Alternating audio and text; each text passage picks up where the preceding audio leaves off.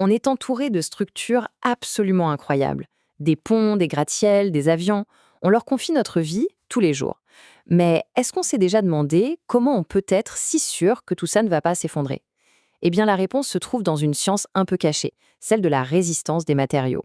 Alors oui, la question paraît toute simple, mais la réponse, elle est fondamentale. Qu'est-ce qui fait la différence entre une structure qui va tenir bon et une catastrophe?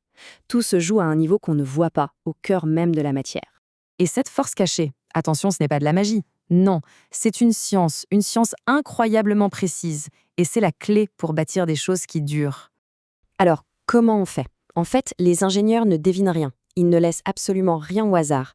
Pour vraiment connaître la force d'un matériau, il n'y a pas 36 solutions. Il faut le pousser à sa limite, c'est-à-dire qu'on va le détruire. Oui, oui, le détruire, mais en laboratoire de façon super contrôlée pour lui arracher tous ses secrets. C'est comme ça qu'on découvre, avec une précision millimétrique, son point de rupture. Et pour ça, il y a un test, une sorte d'épreuve de vérité. Un test fondamental qui va nous dire tout ce qu'on a besoin de savoir. C'est l'essai de traction. L'essai de traction, qu'est-ce que c'est? En fait, le principe est super simple. On prend un échantillon du matériau et on tire dessus.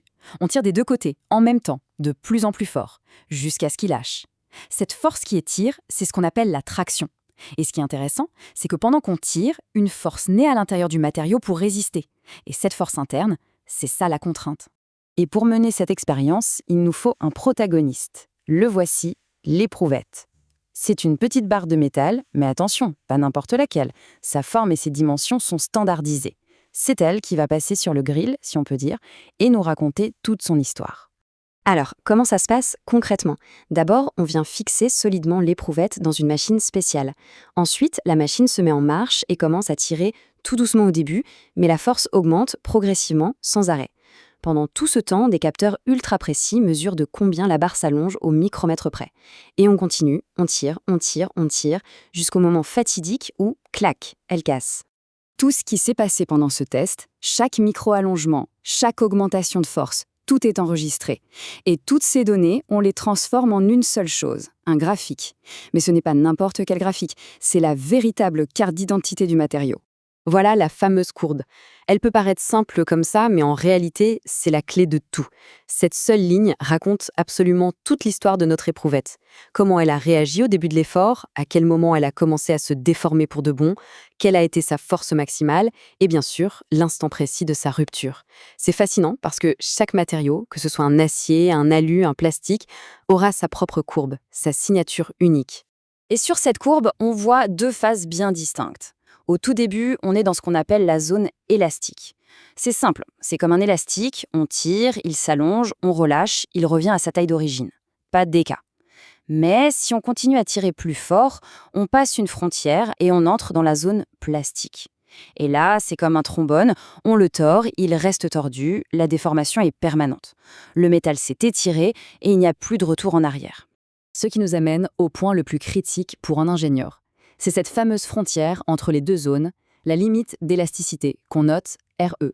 C'est vraiment le point de non-retour, le moment exact où le matériau passe d'une déformation réversible à une déformation permanente. Et dans la vie tous les jours, pour une structure, c'est la limite à ne jamais, au grand jamais, dépasser.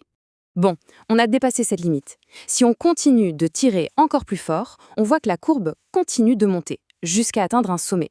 Ça, c'est la contrainte maximale, notée RM. C'est la force ultime, le maximum du maximum que le matériau peut supporter. Passer ce pic, c'est le début de la fin. La pièce commence à s'affiner à un endroit précis, et même si la force diminue un peu, elle va continuer de s'étirer inévitablement jusqu'à la rupture. Ok, c'est super tout ça. On a notre carte d'identité, on a nos chiffres, mais la vraie question c'est comment on passe du labo au monde réel? Comment est-ce que cette courbe nous aide à construire un pont qui tient la route? Eh bien, tout part d'une règle d'or, une règle absolument fondamentale. La contrainte que la pièce va subir dans la réalité, sous le poids des voitures, la force du vent, etc., cette contrainte doit toujours être inférieure à la limite d'élasticité du matériau. Et pas juste un peu en dessous, bien en dessous. On ne joue jamais avec cette limite. C'est vraiment la philosophie de base de toute conception sécuritaire. On ne va jamais concevoir une pièce pour qu'elle travaille à 99% de sa capacité. Jamais. On vise toujours une fraction de sa résistance. Et cette marge de sécurité, eh bien, c'est littéralement notre assurance vie. Cette marge, on l'a définie avec ce qu'on appelle un coefficient de sécurité. Et c'est là que ça devient vraiment intéressant, parce que ce coefficient change complètement selon l'application. Pour un avion, où chaque kilo est compté, on va utiliser un coefficient de 2, peut-être 3. Mais pour un ascenseur, là on parle de coefficient de 10, voire 15. On imagine ce que ça veut dire ? Ça veut dire que le câble de l'ascenseur est conçu pour résister à une charge 15 fois supérieure à la charge maximale autorisée.